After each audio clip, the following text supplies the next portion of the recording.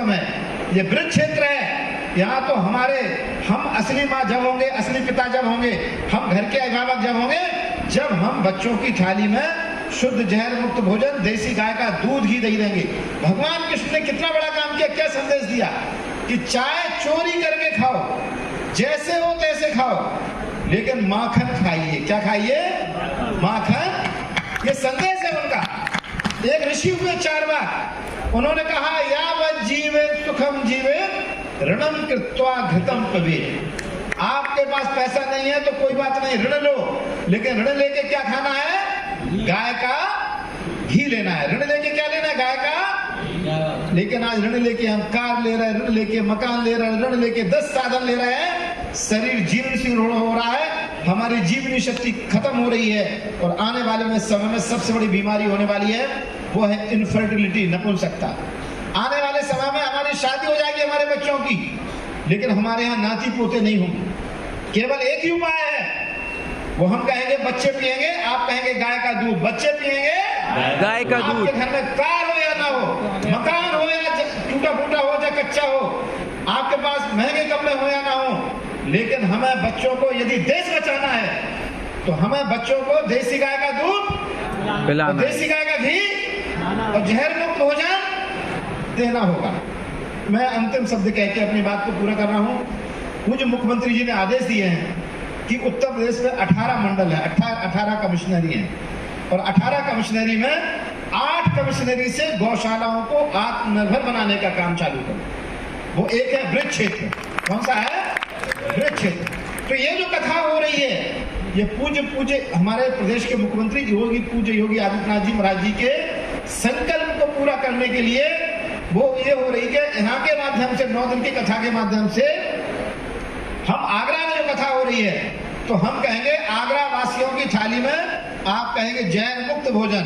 आगरा वासियों की थाली में जहर मुक्त भोजन से होगा जब किसान के पास क्या होगी, और उसके पास 5 लीटर गौमूत्र होगा, पक्का कैटल शेड बनेगा, गोबर गैस होगा, मूत्र और गोबर गैस की स्लरी खेत में जाएगी, खेत से जहर मुक्त अन्न फल सब्जियां पैदा होंगी, और किसान का खाद्यान्न आगरा वासियों की थाली में जाएगा। और आगरा की आबादी क्यों डॉक्टर साहब अजय जी, लगभग 25 लाख तो आबादी होगी यहाँ की, कि ज्यादा है? ज्यादा है, 43 लाख 45 लाख आबादी का मतलब 9 लाख परिवार है यहाँ की। 9 लाख परिवारों की थाली में यदि हमें गाय का दूध घी दही जहर मुक्त अन्न फल सब्जियां देना है, तो हम कहेंगे किसान करेगा, आप कहेंगे जहर मुक्त खेती। किसान करेगा जहर मुक्त, और हम कहेंगे किसान करेगा, आप कहेंगे गौ आधारित खेती। किसान करेगा गौ और आधारित। किसान का खाद्यान्न कहाँ आएगा? आगरा वासियों की थाली में। और यहाँ बहुत अच्छा प्रयास हुआ है। पूज्य योगी आदित्यनाथ जी की जिस दिन सरकार बनी, उसी दिन उन्होंने पहले दिन उनकी दृढ़ इच्छा शक्ति ने उत्तर प्रदेश के सारे कत्लखानों को बंद किया। पहले दिन जोरदार ताली बजा के हम उनके महाराज जी का अभिवादन करते हैं।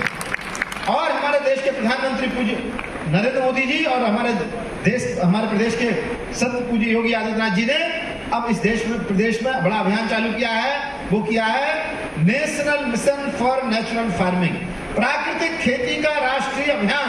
और प्राकृतिक खेती का आधार है वो है गाय। क्या है उसका? हम कहेंगे किसान, एक किसान, आप कहेंगे एक गाय अभियान। एक किसान एक गाय अभियान। एक गाय है तो आप 5 एकड़ खेती कर सकते हैं। हम कहेंगे एक गाय देसी, आप कहेंगे 5 एकड़ खेती। एक गाय देसी 5 एकड़ खेती। 5 एकड़ खेती। अब इस अभियान की शुरुआत ब्रिज से प्रारंभ हो रही है, और पूज्य महाराज जी के सानिध्य में, अभी तो मैंने झांसी के लिए कहा था, लेकिन मैं महाराज जी को आमंत्रित कर रहा हूँ इस मंच के माध्यम से। आदरणीय रमाकांत जी महाराज, आदरणीय रमाकांत जी के भाई साहब के संयोजन में इस प्रदेश में 8 स्थानों को महाराज जी ने तय किया है। पहला ब्रिज, दूसरा है काशी, तीसरा है गोरखपुर, चौथा है अयोध्या, 5वां है लखनऊ, 6वां जो है वह है बरेली, 7वां है झांसी और 8वां है चित्रकूट। इन 8 मंडलों में पूज्य महाराज जी की कथा होगी 9 दिन की, और वहां के किसानों को बुलाया जाएगा, गौशालाओं के लोगों को बुलाया जाएगा। कल से हम कोशिश करेंगे, आज कथा प्रारंभ हो गई है, कल से हम कोशिश करेंगे ब्रिज क्षेत्र में जो गौशालाएं वो यहाँ आए, तो यहाँ पर जीवामृत, बीजामृत, घनजीवामृत, नीमास्त्र, ब्रह्मास्त्र, अग्नेयास्त्र, 10 प्रनियर, गोबर गैस, इस तरह के छोटे छोटे फ्लैक्स लगाए जाएंगे और यहाँ आने वाले लोगों को बताया जाएगा कि हम कहेंगे चलें, आप कहेंगे गांव की ओर चलें, गांव की ओर, हम कहेंगे चलें, आप कहेंगे गाय की ओर चलें, गाय की हम ओर, कहेंगे चलें, आप कहेंगे खेत की ओर चलें, खेत की हम ओर, कहेंगे चलें, आप कहेंगे प्रकृति की ओर चलें, प्रकृति हम की ओर, कहेंगे फ्लैट नहीं, आप कहेंगे फार्म हाउस बनाना है, फ्लैट नहीं, फार्म हाउस बनाना फार्म है, हाउस आपका हो, आपके घर खेत पर 2 गाय हो और 2 गायों से आपका दूध घी दही बच्चों को मिले, उसके मूत्र गोबर खेतों में जाए और फिर आप कहेंगे बच्चों की थाली में जहर मुक्त भोजन। और हम कहेंगे यदि अब राजा बनना है तो एक ही उपाय है, शहर नहीं है समाधान, हम राजा बनना है तो हम कहेंगे किसान, आप कहेंगे खेत पर किसान, खेत पर, हम कहेंगे खेत पर, आप कहेंगे मेड़ खेत पर, मेड़, और हम कहेंगे मेड़ पर, आप कहेंगे पेड़ मेड़ पर, पेड़, तो हम कहेंगे 33 फुट पर, आप कहेंगे फलदार पेड़ 33 फुट पर, फलदार हम पेड़, कहेंगे गौवंश, आप कहेंगे खेत पर गौवंश, खेत हम पर, कहेंगे गौमूत्र, आप कहेंगे बहने नहीं देंगे गौमूत्र, बहने नहीं हम देंगे, कहेंगे जहाँ गोबर, आप कहेंगे वहाँ गोबर गैस, जहाँ गोबर, हम कहेंगे गो आधारित, आप कहेंगे प्राकृतिक खेती, गो आधारित, प्राकृतिक हम कहेंगे खेती आधारित, आप कहेंगे कुटीर उद्योग खेती आधारित। कुटीर उद्योग। लास्ट में है अपने गौवंश के लिए 365 दिन हरे चारे का प्रबंधन। एक गाय पर कम से कम 5 किलो से 10 किलो हरा चारा। आप बताइए भगवान कृष्ण के पास में 1 लाख गैया थी और 1 लाख गैयों को क्या खली चुनी चोकर और सानी बना के खिलाते थे क्या? जंगल थे, क्या थे?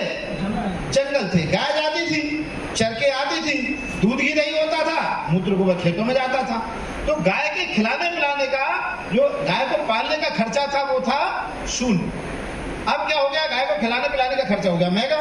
40-42 रुपए किलो खली आ रही, 7-8 रुपए का 9 रुपए किलो भूसा आ रहा है। तो ये जो बिगड़ी हुई जो व्यवस्था है उसके कारण किसान को गाय पालना थोड़ा मुश्किल हो रहा है। लेकिन अब हम लोग को 3 काम करना है, इसके बाद में अपनी बात पूरी करेंगे। वो है गाय का दूध बिकेगा भैंस के कम से कम 5 रुपए लीटर महंगा। पहला काम क्या है? गाय का दूध बिकेगा भैंस के दूध से। यदि आप डेयरी पर दूध डालेंगे, अमूल की डेयरी, पराग की डेयरी, किसी पर जाएगा। आज क्या हो रहा है? फैट और SNF के आधार पर किसान का भैंस का दूध जा रहा है 70-75 रुपए लीटर और गाय का जा रहा है 37-37.5 रुपए लीटर। क्यों डॉक्टर साहब? वजह जी सही कह रहे, गलत कह रहे? तो ये मानक जो SNF और फैट है इसको हटाना है। गाय का दूध गुणवत्ता के आधार पर कम से कम 70-80 रुपए क्या होंगे? गाय का दूध अमृत है। गाय का दूध, और यदि दूध पीना है तो भैंस पालो, दूध पीना है तो क्या पालो, और यदि अमृत पीना है तो क्या पालना है? गाय पालना है। तो अमृत महंगा होगा कि दूध महंगा होगा? अमृत महंगा होना चाहिए। दूसरा काम, गौमूत्र को बिकना चाहिए 5 रुपए से 10 रुपए लीटर। कितने रुपए लीटर? जिस दिन बताइए 10 रुपए लीटर गौमूत्र बिकेगा, 5 रुपए किलो गोबर बिकेगा। कोई गाय रोड पे घूमेगी? कोई गाय गौशाला जाएगी?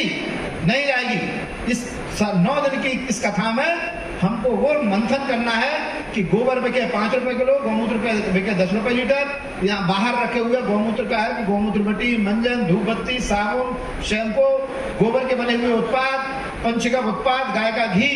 गाय एक, आप कहेंगे उत्पाद अनेक। गाय एक, उत्पाद अनेक। गाय सारी समस्याओं का समाधान, समस्याएं अनेक, समाधान एक। किसान खेत पर गाय, गौ आधारित खेती के आधार पर इस कथा के माध्यम से जो आज यहाँ से प्रारंभ हुई है, मैं निवेदन करूंगा कि हमारे जो पशुपालन के अधिकारी हैं ये सबको अभी कल हम लोग लखनऊ से एक पत्र भेजेंगे और कमिश्नर से बात करेंगे कि ब्रिज क्षेत्र के जो जिले हैं वहाँ की गौशालाओं के लोग यहाँ आए और इस ब्रिज क्षेत्र में इसका एक मैसेज जाए। और रोज कुछ ना कुछ हम लोग जो संत यहाँ हैं और जो हमारे गौ सेवा के लोग हैं एक अपना एक कार्यक्रम तैयार करें कि ब्रिज क्षेत्र में घर घर में गाय हो। गौशाला पे गाय रहेगी तो गौशाला, गाय का कोई भला नहीं होगा और खेत का कोई भला नहीं होगा। किसान के पास ही गाय होनी चाहिए, तभी गाय बचेगी, तभी खेत बचेगा। खेत को बचाने का बयान है ये, ब्रिज भूमि को बचाने का बयान है। ये धरती गोपाल की है, गोपाल की धरती को जहर मुक्त बनाना है तो उसका उपाय है केवल गाय ही उपाय है। इस धरती पर गाय के अलावा दूसरा कोई विकल्प नहीं है जो धरती को बचा सके, आने वाले मानव को, प्रकृति को, पेड़ों को बचा सके। सबका समाधान गाय है। तो हम कहेंगे जिसके घर गाय, आप कहेंगे वो है समृद्ध। जिसके घर गाय वो है समृद्ध। हम कहेंगे जिसके घर नहीं गाय, आप कहेंगे वो है दरिद्र। जिसके घर नहीं है गाय, वो है दरिद्र। जिसके घर नहीं है गाय, वो है तो दरिद्र। आप सोचिए आपके घर में गाय है कि नहीं है। गाय है तो आप क्या हैं, और गाय नहीं है तो आप नहीं पाल सकते। आप किसान को गाय पलवाइए। इस आपके घर में यदि दूध घी दही आएगा गाय का, तो आप गाय ही पाल रहे हैं एक प्रकार का। और आप जब बच्चों की शादी करें तो दहेज में गाय दीजिए और गाय दहेज में लीजिए, ठीक है। तो इन सबको बात को पूरी करता हूँ। सभी को मेरा प्रणाम। पूज्य गोपेश महाराज जी के चरणों में, सभी संतों जनों के चरणों में मैं प्रणाम करता हूँ। और आज पूज्य दत्त शरणानंद जी महाराज जी का जो सपना है, पूज्य राजेंद्र दास महाराज जी का सपना है, इस सपने को पूरा करने के लिए हम सबको मिलकर काम करना है। और एक भी गाय ना तो रोड पे घूमेगी, ना गौशाला जाएगी। गाय से धरती, किसान, प्रकृति सब प्रसन्न होगी। और मैं अपनी बात को कहते हुए अपनी बात को पूर्ण करता हूँ। सभी को मेरा सादर नाम। गौ माता की।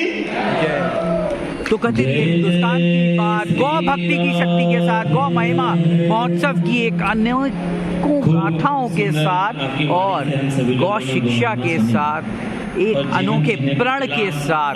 जी हाँ, हिंदुस्तान की बात ने ठाना है कि हमें हर हिंदुस्तानी को गौ भक्ति की शक्ति से, गौ ज्योति से, गौमय उत्पाद से अवगत कराना है और हर घर गौधन पहुंचाना है। Thank you. जय हिंद, जय Bharat. That's it. Content Hindustan की बात। कैसे उपयोगी है आपने